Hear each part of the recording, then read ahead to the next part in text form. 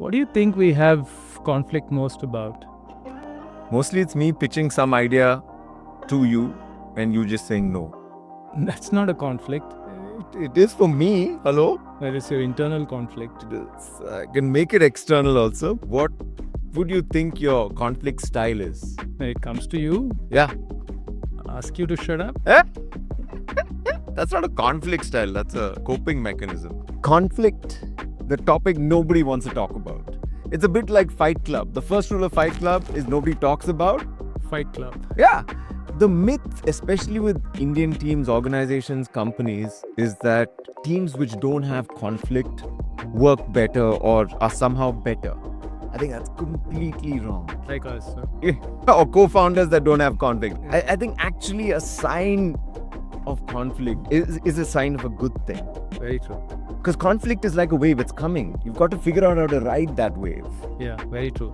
I think it's very simple. If you're going to build something together, right, you're going to have conflict. You're going to fight, you're going to clash.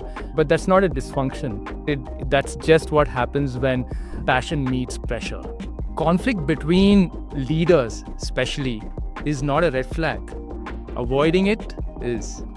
Absolutely agree. And people spend a lot of time in conflict. There was this report that employees spend about 2 hours a week dealing with conflict, which is a lot. And if you do the math, that's a $300-400 billion cost to organizations.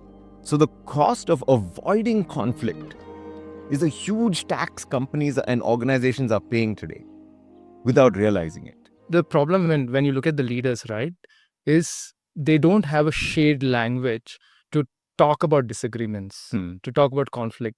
And then what happens is either you live in these extremes, right? You have this fake peace on one side, or you just wait till you blow up. And I think nobody puts it better than Patrick Lencioni. He has this framework called conflict continuum. I think it's a beautiful thing.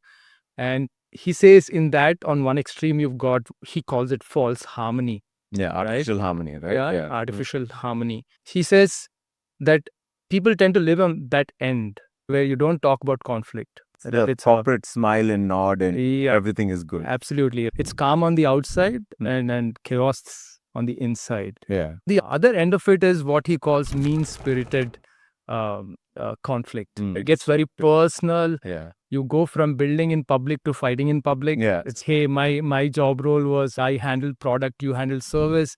Now I handle shame and you handle blame. So that's the problem. And when you really look at it, the issue is not about, hey, which end we live on. The real magic, the sweet spot is to live in the middle. Yeah. Where there is constructive, real conflict. But the problem is because leaders think they move away from false harmony, they think that they're moving towards mean-spirited conflict. Yeah. So they just stay at false harmony. But the idea is to stay in the center. And that's a skill. That's an absolute skill. But also it's having a faith in each other as a team, because you have to believe that, hey, we can stay in the center, but even if we don't, and say we take one step towards that mean-spirited conflict, we have strong enough relationship that we can bounce back. We can repair. We have the tools to repair. Yeah. I think the most powerful thing Patrick Lencioni talks about is the scar tissue. When you recover from a cut, what you get is a scar tissue. And that scar tissue is stronger, tougher, and is more resilient than before. Interesting. Yeah. So what leaders need is that scar tissue. If you're going to build anything powerful, anything big, right, you have to build some scar tissue. I love that because that is a sign of strength, right? Silence and attacking someone, neither are. One is very passive, one is very aggressive. I think in that honesty, relationships are tested, relationships are built, and that relationship is almost like a bridge that can handle the load of conflict. Because real leadership isn't about just creating a comfortable, happy environment. That's the myth. It's about creating capacity. It's about the capacity to disagree without destroying each other's sort of faith and belief and trust. To challenge each other without crushing or putting down the other. To learn how to fight for the idea without fighting each other. Because both of us are very different, both from our upbringing, from a personality, from a behavioral style. So we always talk about the two different sides of the coin. Sometimes we're you versus I, not you and I. And I think in that tension, good conflict leads to great results. Yeah. Teams need to start by normalizing conflict.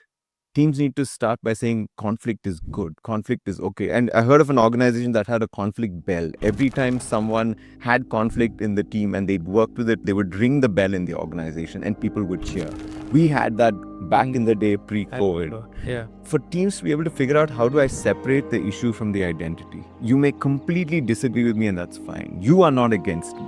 You just have a different idea. What I've seen good teams do is establish clear protocols of this is how we deal with conflict in our organization.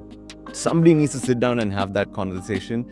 We've had that a couple of times. When we have conflict, what happens post that?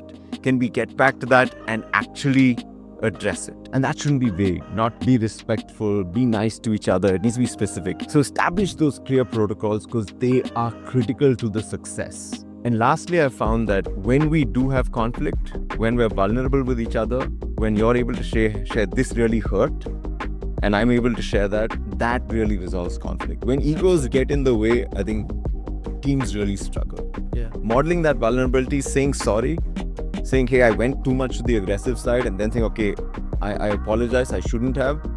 To me, that is the number one way you rebuild trust. Yeah. Because we're going to break the trust, we're going to have conflict. But figuring out how to ride that wave, get on the surfboard, fall off it, pull each other off it once in a while, and still say, hey, we'll get back and we'll surf again. To lean into that, to get curious about it, to look at it with almost, hey, can we invite a disagreement and practice it? It needs courage to clash, but it also needs wisdom to do it well.